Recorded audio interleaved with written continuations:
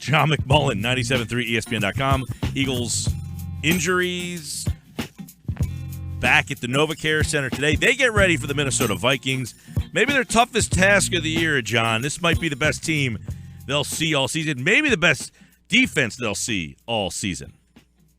Yeah, that's probably true. But there's a lot of confidence. You'd be surprised. I think the Eagles look at this as a great test, number one. Certainly a chance to get back on the right track by making a big splash. And I think they look at some of the problems Minnesota's having on their offensive line and say, if our defensive line, from the Eagles' perspective, produces at what they had been before the Redskins game, maybe they can at least shock the world. And remember, it's difficult to win on the road in the NFL to begin with. So is this a shock the world kind of win? I mean, or is it just styles make fights? This is a good matchup for the Eagles defense against a average, mediocre to bad line. Yeah, I think it is more of styles make fights. I don't think it would be shock the world to them. I think a lot of the national people just overlook this game and say Minnesota's gonna win easily. But I do think it's not the greatest matchup for Minnesota because some of the Eagles' strengths are their deficiencies. Now, that said, hey, that defense is as good as it gets in this league, and it's going to be very difficult for the Philadelphia offense. So, to me, this comes down as a defensive line kind of game, and which defensive line can dominate more. And then you have the aspect that both are really good on special teams. We know the Eagles' history since Dave Phipp has been here. From the Vikings standpoint, Darrell Patterson, he might be the best kick returner I've ever seen. Marcus Sherrills already has 2 punt returns for a touchdown this season. So they're really good, too, in that aspect. So it's an interesting matchup, and I think it'll be a lot tighter than at least some people think. Yeah, Sam Bradford obviously is an interesting storyline here, going back to Philly for the first time since he was traded there. But he isn't really – yes, he's playing well, but this is a team that wins because, John, they're a team. They win. They don't have superstars. They might have some guys emerging on defense or whatever, but they're winning because they're a put-together team. Yeah, they are. And just as I said, they tend to win – at times in all 3 phases, and that makes it really, really difficult because if the offense isn't clicking on all cylinders, you're liable to see a defensive touchdown or, as I said, a special teams touchdown. And as we know from the Eagles, although it didn't work out last week, generally when that happens, you win football games. And you know, they do have a lot of talent. I don't want to downplay that. You know, because it's in Minneapolis, maybe people don't know the Linval Josephs of the world or Stephon Diggs is going to be back for this game by all accounts, and Anthony Barr and Harrison Smith and all those guys. Those are true top-tier players. Hey, let me ask you about this aspect of this game. The Vikings have 19 sacks. They turn the ball over, plus 11 in the turnover ratio there. Do they do it by blitzing? Because as we know, Carson Wentz has been pretty good against the blitz. I don't know how that changes now with Vitae, and some of the offensive line issues. I don't want to make it like it's all Vitae, by the way, either. Kelsey has struggled. Yeah. Brooks, that doesn't get mentioned a lot. I don't know how good or bad he's been. I guess he's just been as advertised. Barbary, they act like he's an all-pro, so it seems like Vitae and Kelsey are the 2 weak links right now. But do the Vikings get you by blitzing you, or do they get you in the way the Eagles do, just by sending 4? Well, it's interesting because they have similar philosophies, and Mike Zimmer and Jim Schwartz, but the Vikings do blitz a lot more than the Eagles do, but that's because of their personnel and the fact that they're very deep in the secondary. They go really 4, maybe even 5 deep at corner. As I said, they might have the best safety in football in Harrison Smith, and that makes Mike Zimmer a little more comfortable sending an extra pass rusher. He loves those double A-gap looks. You'll see Eric Kendricks, who is Michael Kendricks' little brother, and Anthony Barr in the A-gaps all the time. They're both tremendously athletic, though. So they might blitz and they might drop off in coverage. And that's the difficult thing about the Vikings. You never know what they're doing, specifically on third down. They may send them both. They might drop them both on the coverage. They drop Brian Robinson, a defensive lineman, in coverage. They come off the edge. They have so many different blitz packages, and it all reverts to the fact he has so much confidence in his corners holding up. He feels comfortable in doing that. But Zimmer's a lot like Jim Schwartz in that he would prefer to just rush 4. But if 4's not getting it done, he's going to come with 5, and he's going to come with 6. He's just going to keep coming until he gets there. John's with us, John McMullen, 97.3 ESPN.com. How about blitzing for the Eagles? That's something that Doug was kind of pressed on a little bit today, whether or not he, not being the defensive guy, not being the defensive coordinator, not sticking his nose in the defense's business, but does he believe that Jim Schwartz needs to dial up more blitzes? No, and he got asked that question today, and obviously he's not going to come out and say it, but he's in the exact opposite position. And I'm talking about Schwartz, and Peterson is not going to overrule him at this point. Jim doesn't like the blitz, but the Eagles right now, through 5 games, blitz the least amount of any team in football. And the reason why is because they don't have good cornerbacks. And they're not going to hold up if you send extra rushers. So would he prefer to blitz a little bit more, especially in a game like Washington where they're not getting the pressure from the front 4? He would love to, but he just doesn't have confidence in the corners, especially with Leotis McKelvin not out there. Remember, he's missed 3 of the past 4 games. He should be back unless there's another setback for Minnesota. But even when he's out there, that's a deficiency of this team, and that's one of the major reasons the Eagles blitz as little as they do. Yeah, and that's something that we'll see a change, maybe evolve as this season goes on. That wide 9, that was a couple of years ago. We had the same discussions, John. It was like, they don't blitz all that much. Well, they hope to get pressure from their front 4, and when they don't, they struggle a little bit. And the Eagles did not have good corners at that time either. Their secondary has been average to weak the last 5-6 years now. They have not really had that shutdown corner really since what? I mean, they had Asamoah. He was supposed to be something. He stunk. Yeah, that didn't. You might have to go back to Troy and Bobby to have real top tier Troy Vincent, Bobby Taylor. Well, you had Lito and Sheldon weren't bad. Yeah, you had Lito and Sheldon, and one of the reasons we've talked about it in the past. I didn't like the Eric Rowe trade.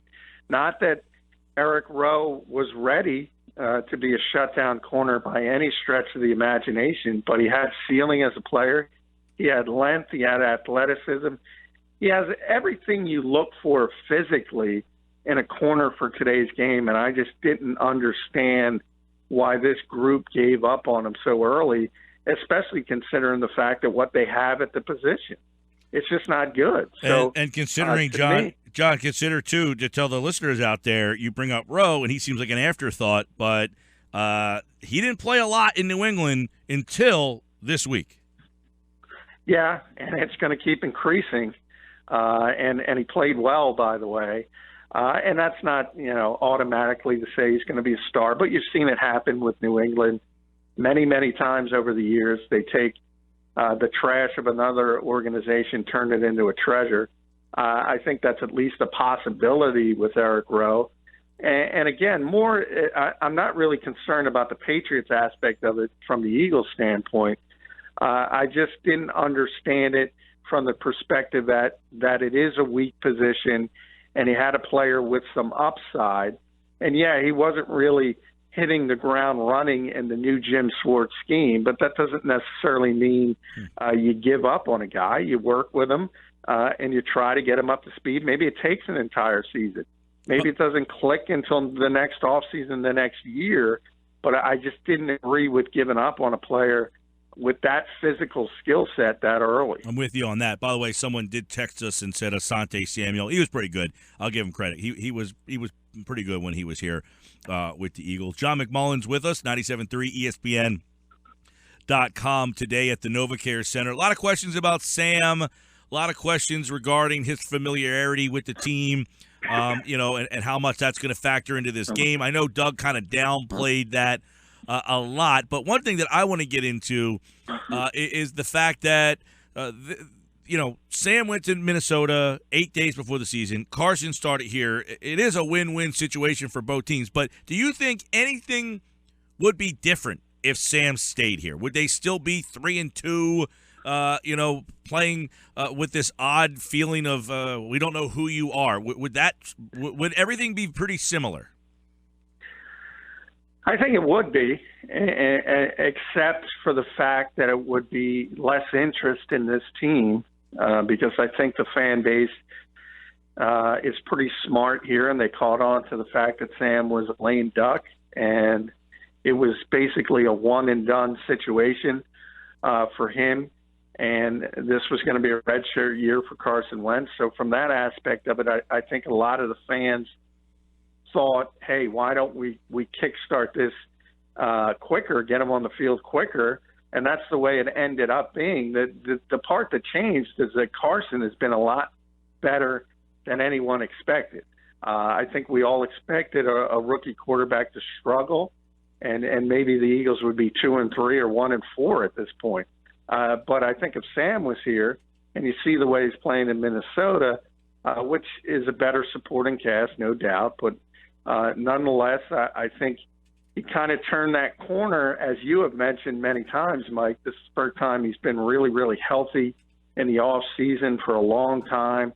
He was showing confidence in his knee, and he was showing confidence in the Eagles' offense. I think he would have played well here as well.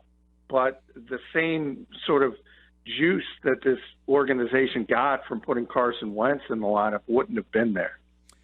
Yeah, and another thing for sure is he's in a situation where he's missing his 2 starting tackles. He's missing his running back. Diggs didn't play last week. He's gone through some adversity there in learning a new system and having all these things. So I think you got to give Sam a lot of credit. John McMullen's with us.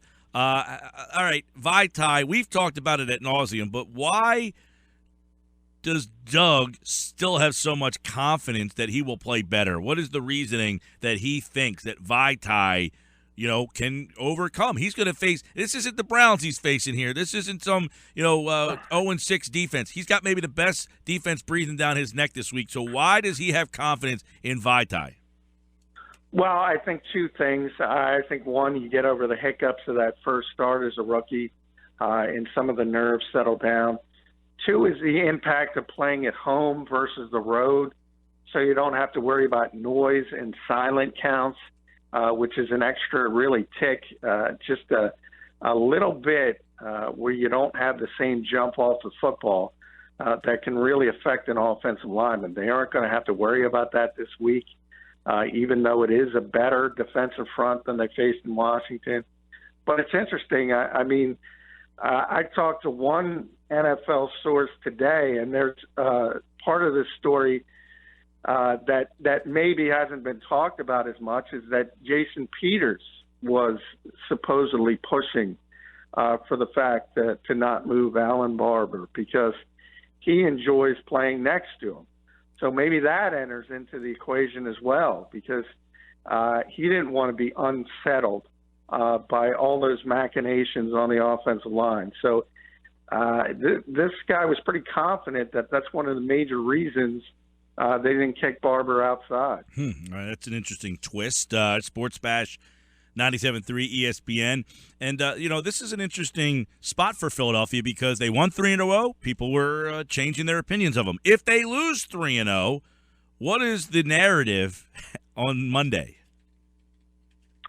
Well, I don't think it's good. I think people will realize Minnesota's a really, really good team, get over it pretty quickly because Dallas is on the horizon.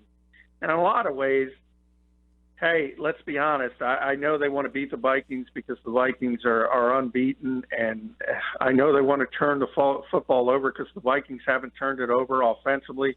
They have 1 turnover all season, and it came when they got a fumble, and then the defender fumbled it back.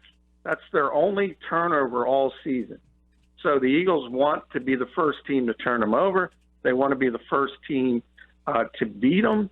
But the reality is, this game isn't as important as 2 weeks from now, and that's the Dallas Cowboys and the NFC East, and we all know how well they're playing. So I think if they do lose the football game, obviously it's disappointing, but you realize it might be the best team in the NFL, and you sort of get over it quickly because the Cowboys are staring you in the face. All right, a couple quick hits for John. He covers the league nationally for today's Pigskin.com for all his national coverage. JF McMullen on Twitter. Quick hits for you, John.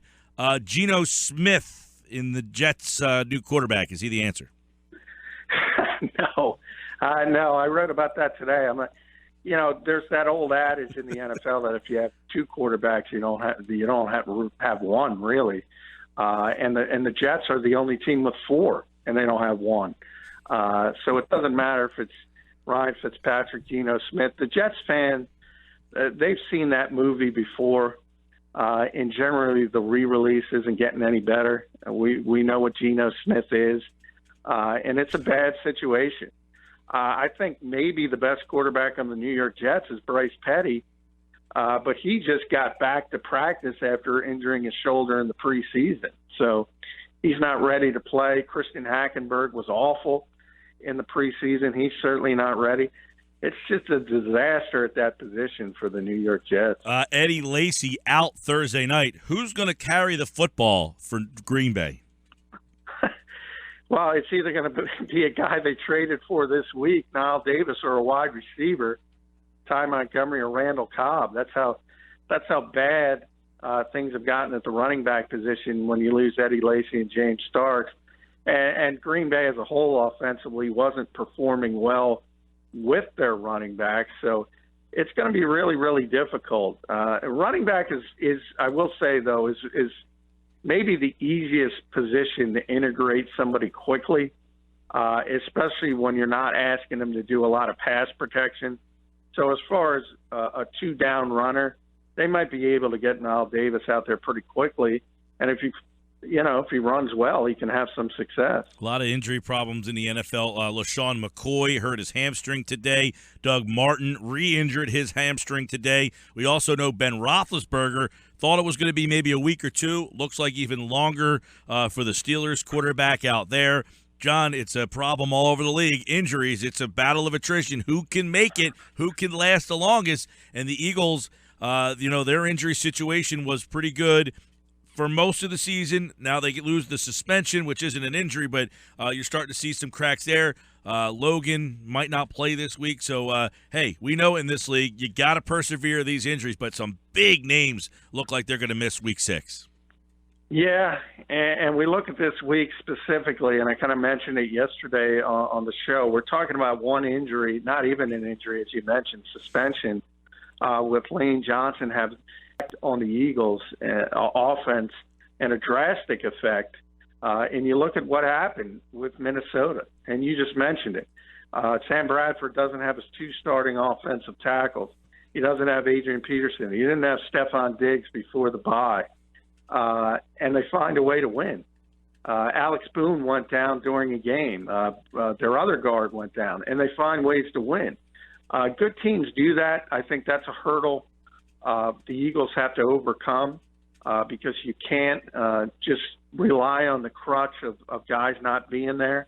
And you bring up Benny Logan. To me, I would be shocked if he would play this week. But I will say Brandon Graham in the locker room said, F that, quote, Benny's going to play. John Dornbos did some magic. So I don't know if he's joking around, and Brandon is known to joke around, but he thinks at least there's a possibility that Benny Logan can play, and that's big because, as I said, I think this is a defensive line game, and the Eagles' defensive line has a chance to dominate, especially if Benny Logan's on the field. All right, John, by the way, Des Bryant cut his finger slicing carrots for his soup. Might not be ready. That's like a baseball injury. Might not be ready. You always hear You always hear those crazy injuries. You remember I think it was Adam Eaton who stabbed himself trying to open a DVD. His status for next week against the Eagles, TBD. All right, we'll obviously get into the Cowboys and Eagles next week in depth, but we got Eagles and Vikings, a very big game this week for Philadelphia. They got to stop this slide. This momentum has got to stop. They got a tough matchup. John will be on tomorrow with 5 on the Vikings as we'll take a deeper look at them, and we'll go all around the NFL. Thanks, pal. All right, thanks, Mike.